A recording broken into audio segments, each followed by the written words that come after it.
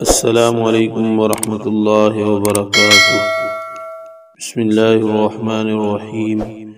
شروع اللہ کے نام سے جو بڑا مہربان نہایت رحم کرنے والا ہے۔ دوستو، آج کا سوال ہے کہ خواب میں حضور پاک صلی اللہ علیہ وسلم کی زیارت کی حقیقت کیا ہے؟ یعنی جو شخص خواب میں رسول پاک صلی اللہ علیہ وسلم کی زیارت کرے، کیا اس کے لیے شفاعت ضروری ہوگی؟ وضاحت فرما دیجئے گا۔ دوستو، سوال مذکورہ کا جواب سننے سے پہلے تمام احباب کی خدمت میں گزارش ہے کہ چینل کو سبسکرائب کریں اور بیل آئیکن کو پریس کر کے آل پر کلک کریں۔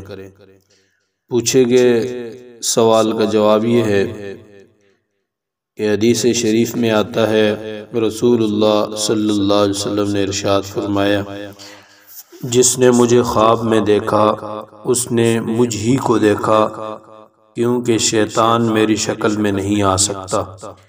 اس لیے آن حضرت صلی اللہ علیہ وسلم کی زیارت خواب میں ہو جانا یہ مبارک چیز ہے، اچھی بات ہے، مگر اس کو بزرگی کی دلیل سمجھنا کہ بھائی میں بڑا بزرگ ہوں اس لیے مجھے زیارت ہوئی، بزرگی کی دلیل اس کو نہیں سمجھنا چاہیے۔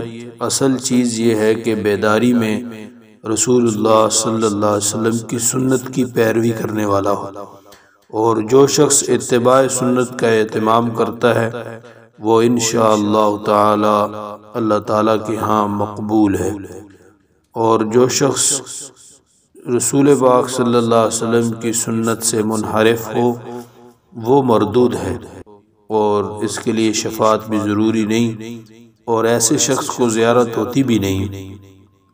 جو شخص سنت کا متبع ہوگا اس کو انشاءاللہ تعالی یہ زیارت نصیب ہوگی۔ اللہ تبارک و تعالی سب کو رسول پاک صلی اللہ علیہ وسلم کے ساتھ سچی محبت نصیب فرمائے۔